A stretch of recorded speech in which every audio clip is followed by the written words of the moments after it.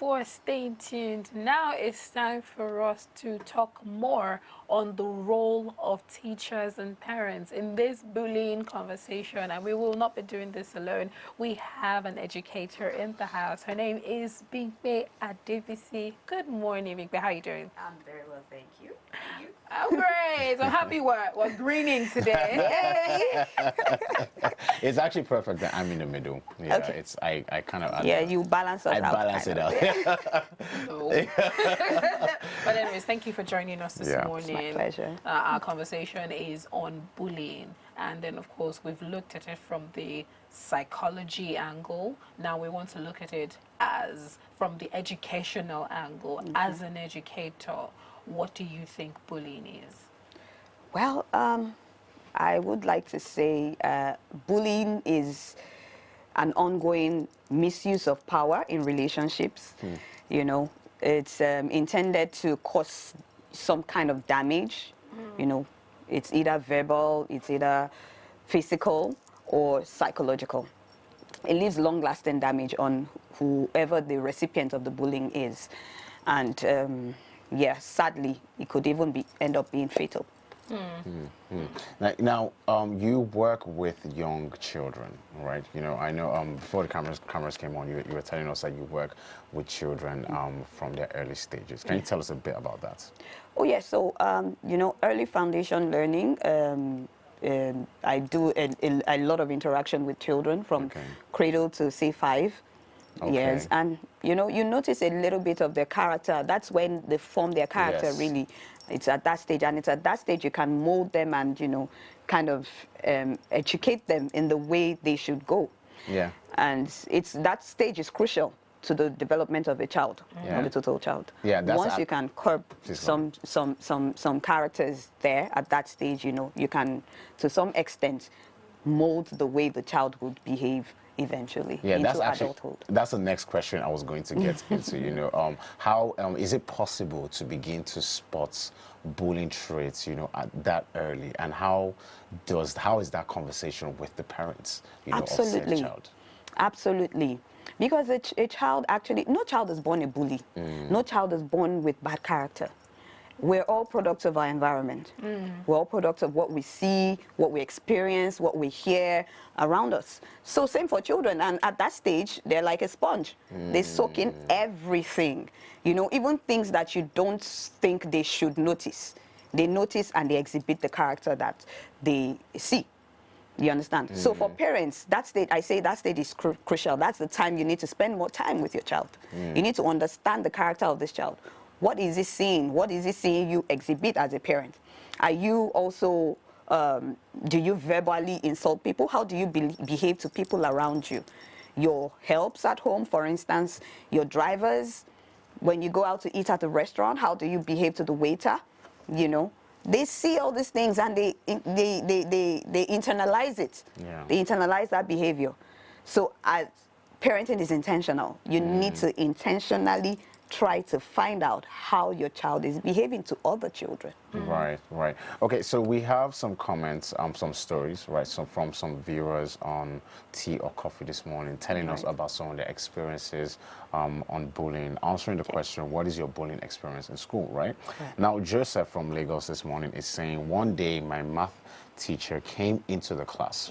We were treating multiplication and division. We had done it before, but half of the class still didn't know how to use an even number to divide an odd number. For example, 6 divided by 27 would give you something like 0.222 or 4.5. It was the other way around. But it still confused some people. So my teacher wanted to be done with everything division and multiplication. I was in primary 5. I remember my math teacher then, he likes breathing his explanation down using the most ridiculous things because to him, that's how fast we learn. So everyone was asked to divide their birthday with their birth month. My birth is on April 19, so technically I'm to divide 19 by 4 or 4 by 19, which will be 4 over 19. To think my friends were paying attention, they were simply murdering my birthday by removing the division sign and started calling me 419. The name followed me to secondary school because apparently the secondary school I went to, two of my classmates from primary school also attended that school.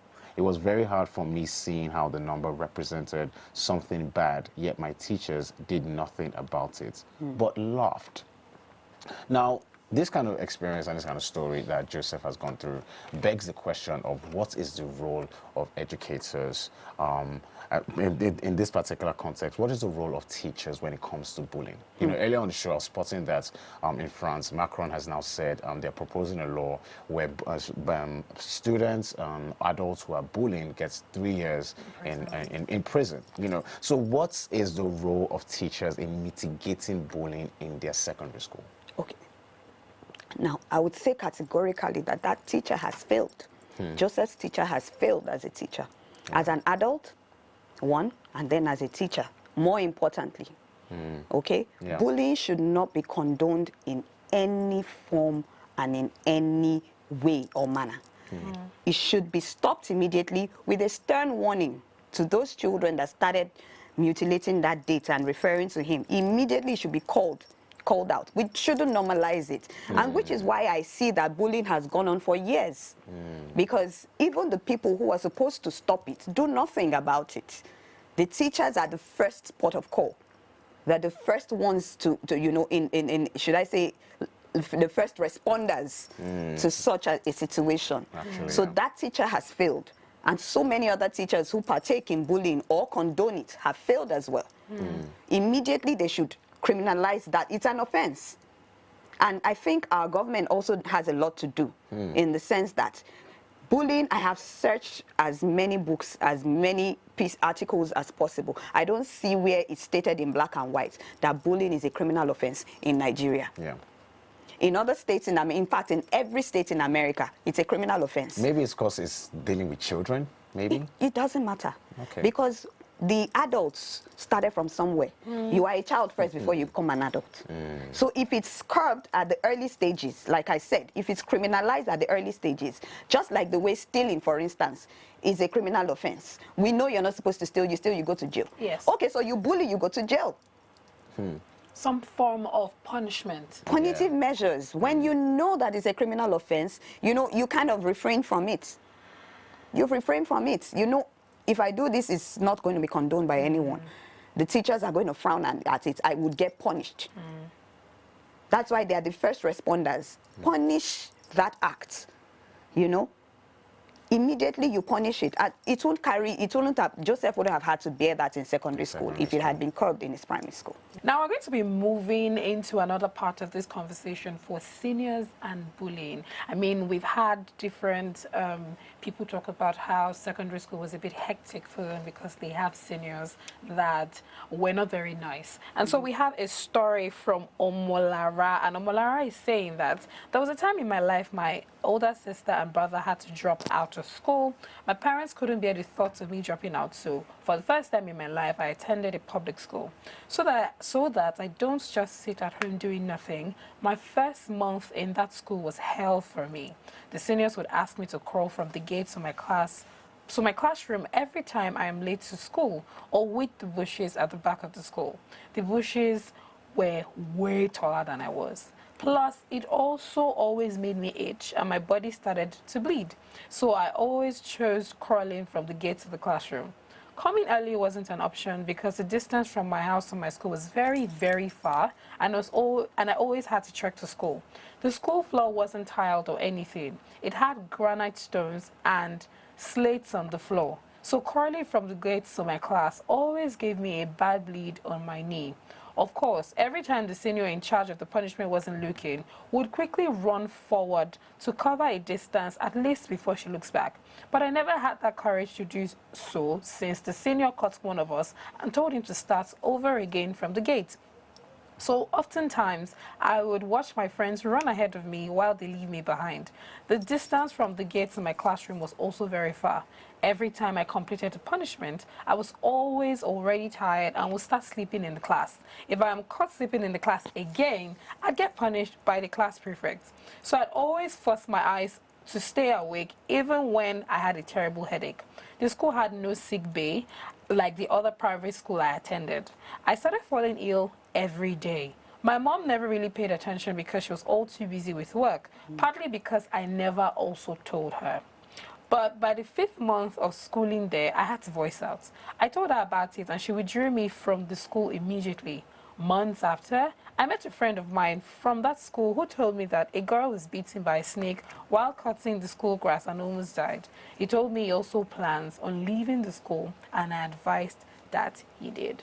Now, so we're very aware of how seniors treat certain. Now, I would not say all seniors, because all seniors were not bullies. All seniors were not bad and all of that. But some seniors, especially some prefects, the ones that had power, were always misusing their power on juniors. And unfortunately, the juniors had no say. No one was protecting the juniors. I mean, the head boy that is always having straight A's is punishing you, and you have something to say. Who will believe you? Exactly. And it went on and on. But how do you navigate through these kinds of situations? Again, I would say the school authorities and the teachers have a role to play here, because without giving the power to the prefects, so much power to the prefects like that, there's really no way they can exercise their authority like that. I mean, I went to a boarding house. I was also assistant head girl while in school. And of course, we're allowed to punish the juniors. We were given tasks like we're in charge of Labor Day, for instance. We're in charge of things like getting the juniors out of the hostel to get to class on time, or to get into the dining hall on time. And there was no other way but to punish the offenders. That crawling, very common. I went through crawling when I was a junior. My knees. Yes. I had these black permanent spots because of crawling. Okay, so when I became a senior, it was the norm. We normalized it. When someone offends, okay, he had to be punished. Okay, you had to cut grass. You have to maybe wash the toilets. You have to, even the teachers will punish us and tell us to push the pits. You know, we had somewhere we call pits where we dumped all the refuse, and of course all manner of things were dumped there as well. If you know what I mean. You know, all manner of things were dumped there. You will have soldier ants. It was a horrible experience, and you had to push the pits with soldier ants biting, all kinds of horrible smell. And to me, that was abuse. When I look at it now, it was abuse. To ask any individual to do that without getting paid for it is abuse. Protection, you know, no protection. What if any one of us had gotten bitten by a snake or something, like in the case of this young man who sent that story? A girl got bitten by a snake and nearly died because she was cutting grass. Why do we still do things like that? Why can we not pay laborers to cut the grass in the schools? Why does it have to be the students who are in school to learn, who are in school to, you know, learn to become pilots or whatever, influencers? That's why they are there, not to cut grass.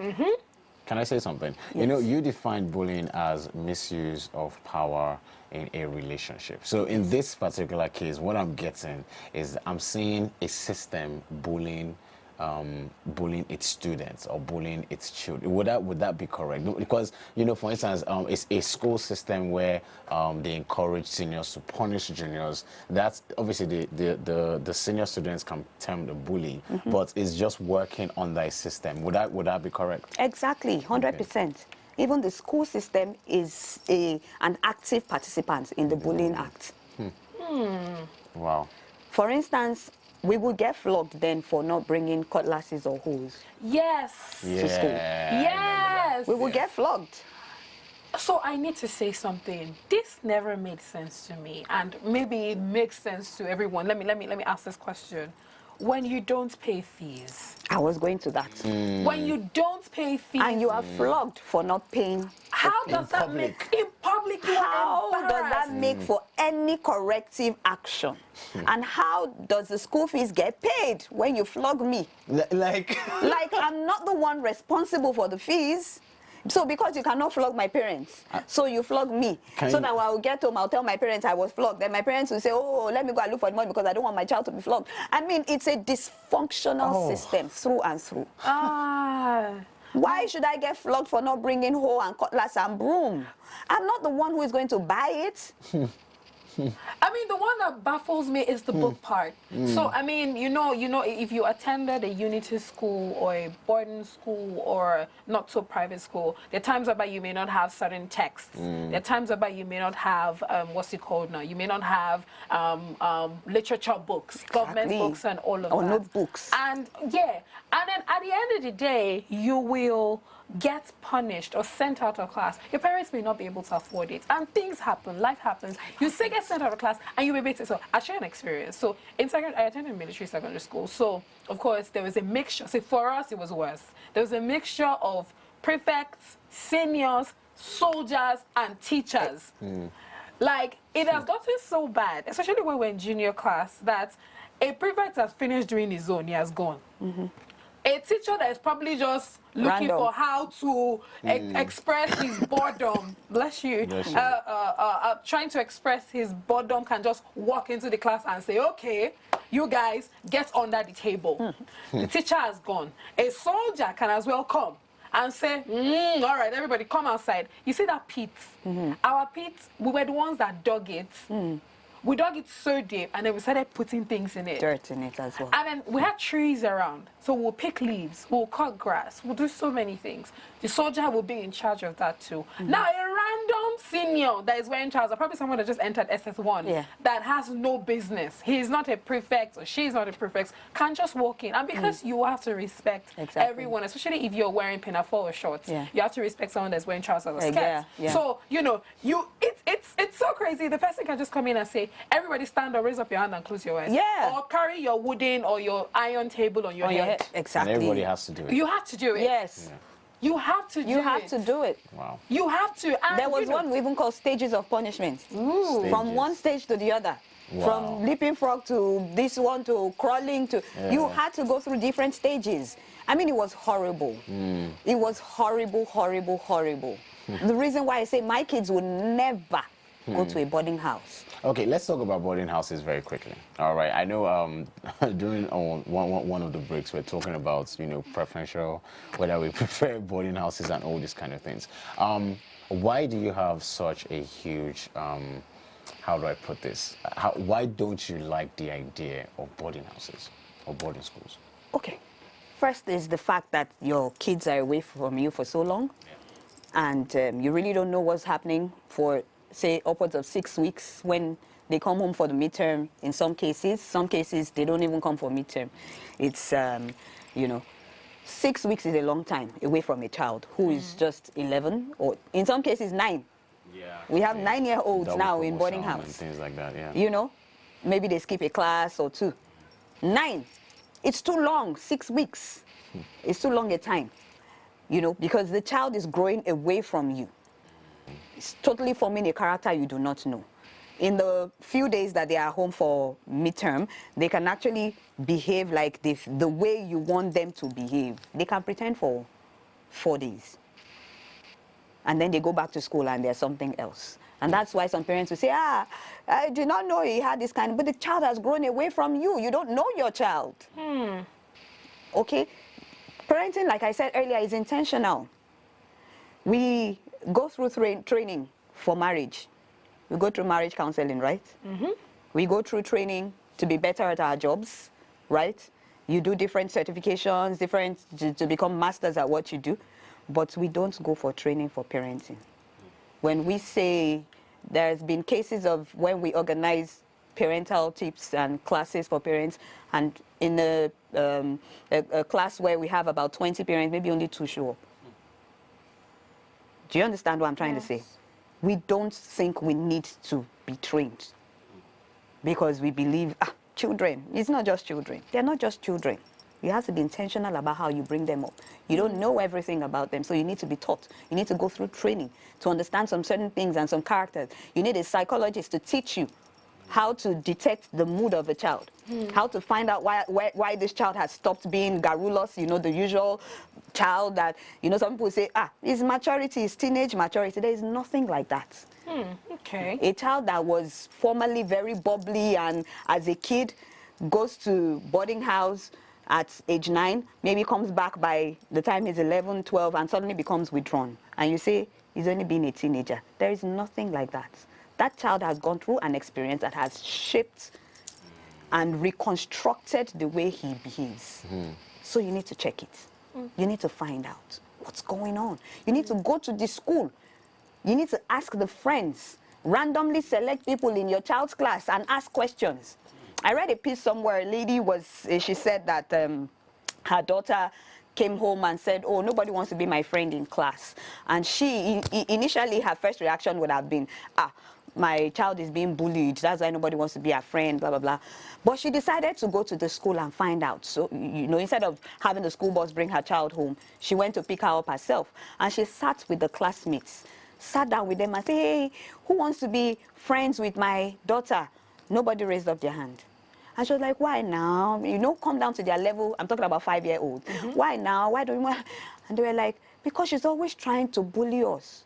She's always overbearing, asking us to do this and that and that. Now children naturally rebelled and stopped being her friend because of that. Wow.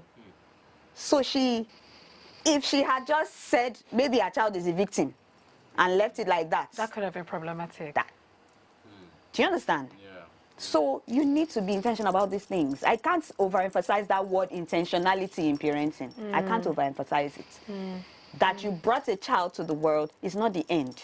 That's just the beginning. And in fact, that's the easy part. Getting pregnant and having babies. That's the easy part. Doing the work of the work of being a parent.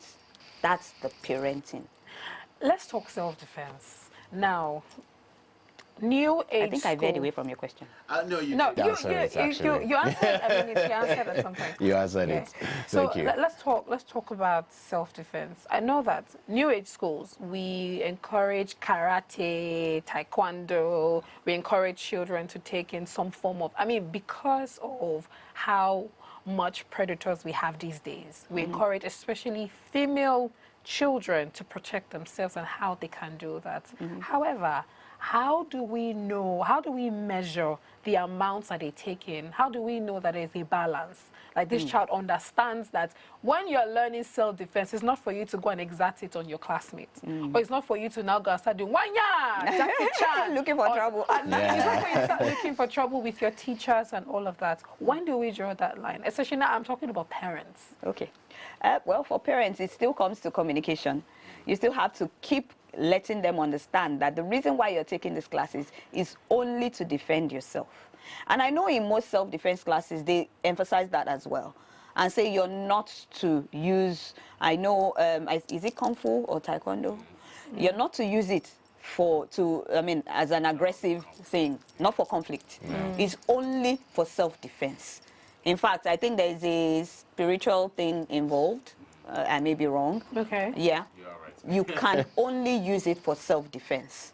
All right. So the responsibility is on the parent as well to let them know that, look, it's not for you to go and be using it to bully other people. And that also comes from the character of the child. Is the child a bully already? If he's a bully already and then you go teach him self-defense classes, are you not complicating the issue? Yeah. All right? You're complicating the issue because then people that have been fearing him before, they will now fear him on the, he's a black belt too. Once he says, give me your snack, immediately you better. They don't even bother arguing. You better. People will even come and submit their snacks before they even ask. Yeah. Do you understand? So those are the things. It still comes down to communication on the part of the parent with the child. You need to communicate with your child all the time. All the time. I'm not bragging, but my daughter, when she comes back from school, if I'm at home, I can sense the mood she's in. And you better believe that I'm not going to let it go. I would ask and prod and prod and prod until she comes out with the.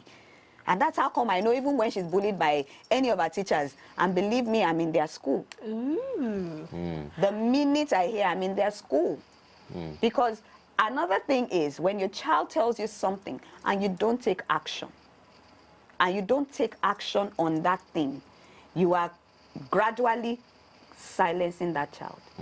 Gradually, she's going to withdraw, knowing that mommy is not going to do anything anyway. The next time something happens, she's not going to talk. Yes. All right, so I have a question regarding that. So some children can be manipulative when they understand the kind of parents that they have.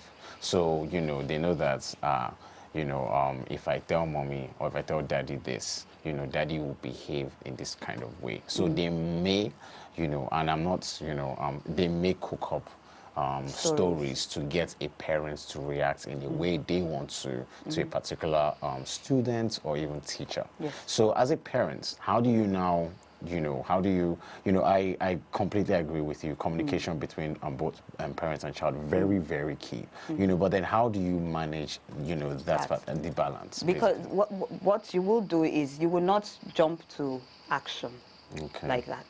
You're an adult. You process information. You investigate. Go to the school and investigate and find out what actually happened. Ask a few of the children as well. Do you also have, this kind of behavior from this kind of person or this teacher? If the answer is there's a pattern, then you have every right to react however way you want to. And that's why I advise also, talk to the head of school. There are stages, like in the workplace, you can't just issue someone a sack. You have to give a verbal warning. You have to give a query. There are stages now before you find out. So this person must have had several instances of failing before you act. Unlike, you don't just go fly off the handle and just attack the teacher without investigating. That's where that manipulation, you can curb it. Right. Because your child will trust you to take action, but you're not going to take action irrationally. Do you understand? Yeah. The action is not an irrational action. You're just going to go there to find out what happened. Okay. So when your child knows that mommy will still investigate, she will not cook up stories. Yeah. It's even a tricky situation if these bullies had done something very similar and gotten away with it, and somebody had gone to report, and then this person even got punished more. So how do they fess up to an authority or even to their parents? They're not, let's even leave the parents out of this conversation because they're important in school. So they have the housemaster, they have the senior prefects, they have the head of school and all of that. How do you teach them? What do you do? How do you make them go and talk to somebody, an authority, living out the consequences that, whatever, this person is in danger, I need to go and talk to somebody. Okay, so because they haven't been given the freedom in the past, so of course it will be difficult for them to fess up and want to come out and report an incident that they witnessed, because there hasn't been that opportunity for them to come and do that in the past. So definitely they are silenced. Okay, but for the case of the parents now, I tell my children all the time, it's not about you alone. Even if you're not the one getting bullied directly, if you see your classmate getting bullied, you need to speak up. It's not being nosy. It's just protecting that person. You need to stand up for your friends. And I tell them all the time, and they know that. Many times I get stories of incidences with other children, which I have acted on, by the way. Once I hear that I report to the school. In fact, should I say nosiness, earned me the title of, they gave me vice chairman of PTF. Yeah. Because I will not keep quiet. Yeah. You understand? This is not right. You need to correct it. Yeah. And so the onus is on the school authority to give them that opportunity. For instance, what's wrong with having whistleblowers? Okay. In a school. What's wrong with having whistleblowers? Nobody knows them. But once they see something, they secretly come and report to you. And the onus is on you as the school authority to handle that such that nobody knows that is this person that whistleblowed. What's wrong with having that? In my days, there was actually a headmaster that, did something like that. Unfortunately, it backfired a little bit because, of course, some people thought some other students that were close to that teacher were the whistleblowers. Right. So they were victimized. So, they would, when anything is happening, they would exclude them from stuff like that. So that because backfired. they thought it was them. They thought it was them. So the onus is on the school authority or whoever is institutionalizing something like that to be careful with the information. So that nobody suspects anybody. In fact, even the housemaster or principal or whoever will not even be the one to carry out the action. It will just be that the children are called in, or whoever, the people that they have been whistleblown on are called in, and they see a counselor because bullies, like I said earlier, they are not born like that. Something happened and made them bullies. Either they were bullied themselves, okay, or they had some kind of experience at home that made them think it's okay to exert and misuse power like that over people that they are placed above. Even not even now, because even classmates bully each other. Yeah. They just feel they have an advantage over that person, and they decide to what happened? How did this child become like this? The schools don't have certified psychologists as guidance and counseling, whatever. Just pick the teacher and then Just pick somebody and say this person is your guidance and counselor. counselor. And that's Person it. has no experience. This school in question, the person who is the guidance and counselor, mistress or whatever, is not even qualified. Wow. She had a BA in education. I mean, so we need to go, but I want to put two questions in one. The first one is, what do you do when you find out that your child is the bully? Because that's a different conversation. Some parents cannot wrap their minds around it. That so you are the one that is doing all of this. How do you handle that situation? How do you handle the situation in school, and how do you handle this situation at home with your child? Okay. What's that conversation that you can have? And also, what anti-bullying programs do we have around that children, parents, especially teachers and parents can attend to see that, okay, so when you see this kind of behavior amongst children, spot it, report it, deal with it, and handle it right. Don't laugh. It's not funny. It's not funny. It's not funny. Like, at all. because I see that teachers encourage these things. In fact, they are the ones that will now go to class and call the child 419. Exactly. Okay, you 419, stand up. Exactly. It's not name funny. calling. Name calling is I mean, I don't know how anyone feels comfortable doing that to another individual. You know. Anyway, it's for the child who is the bully and the parents of the bully. First and foremost, the first stage is admitting to yourself, first and foremost, that my child is a bully. That's a difficult stage. Nobody wants to admit. Nobody. Because it shows a failure of parenting. It shows a failure of parenting. So nobody. So the first stage is admitting. Once you have admitted, you've already solved half of the problem. Okay. Okay. Then the next stage will be counseling. It depends on the stage the child is in. If it's still a stage where you as a parent can intentionally correct that behavior, then by all means, get into conversation with this child. Let him understand why you should not be doing this. You know, why you shouldn't be doing it, how it affects others around you, how it affects you as an individual. Okay? Then the next stage, if he's beyond that stage, seek counseling. Okay. Seek counseling. We have child psychologists. So many of them qualified around. Seek help. Do research. You know, like I said, is intentionality. Get on start looking for where you can find help for your child. Because if you do not curb it, at the end of the day, it's going to come back and hurt you. As a parent, it's going to come back and hurt you. Because that child will definitely graduate into something else. The parents of the boys who were found, you know, in this, right now I'm sure they're not sleeping again. They're not sleeping anymore. No matter how rich or comfortable you think you are, once your child is involved in something negative, there is really no way. In the There's death no of another comfort. child. There's no way. Yeah. So before it gets to that stage, you better work on it. Yeah. Yeah. I mean, the last question that I had for you was the anti-bullying programs. Yeah. Do we? Who should organize this? First and foremost, the government has a lot to do. It's not for you to just wait until someone dies before you shut down a school. You know, the other instance with the case of the boy in one of these schools in Uyo, the boy didn't die, but he was brutalized. There was hue and cry, but it wasn't as loud as this. The school did not get shut down. No one was brought to book except when the mother herself took it up and went all out. As means she didn't have the, should I say, she didn't have that, she was, you know, personalities are different. If she Yeah. was the quiet type and the overly religious one, I was saying, let's just allow God to fight for us. Well, the case wouldn't have seen the light of day. Yes. Yes. So the government wouldn't have stepped in. Right now, I think they're in court They're at some stage of where even the principal, the vice principal of the school are facing A question. questioning. Yeah. But did that have to happen before that? So the government needs to protect us, so to speak.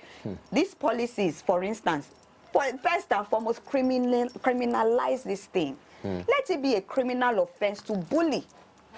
It's not in any of our laws. It's not clear-cut in any of our laws that bullying is criminal.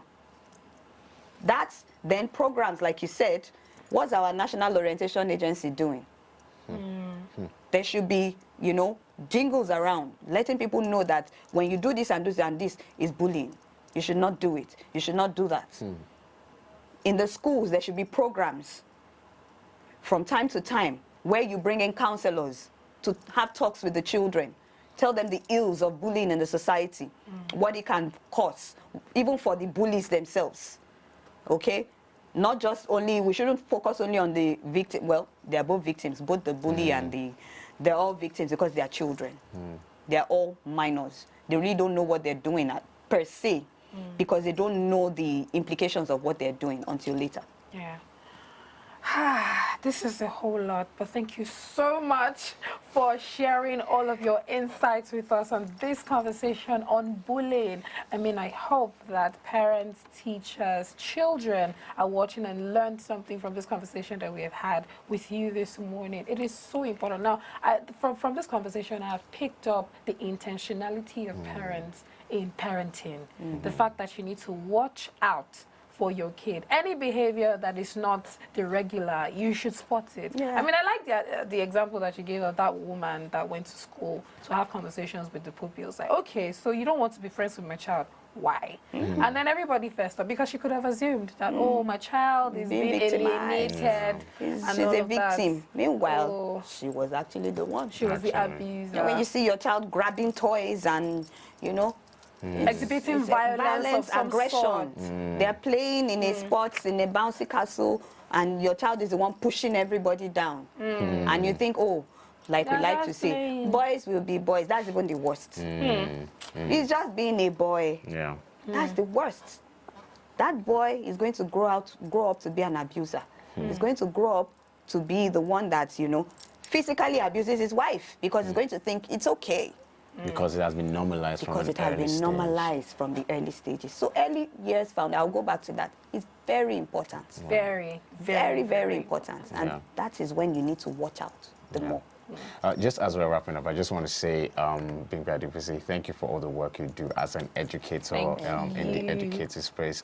We need more educators to have this willpower and mindset that you have. We really appreciate all the work you're doing. Thank you so much.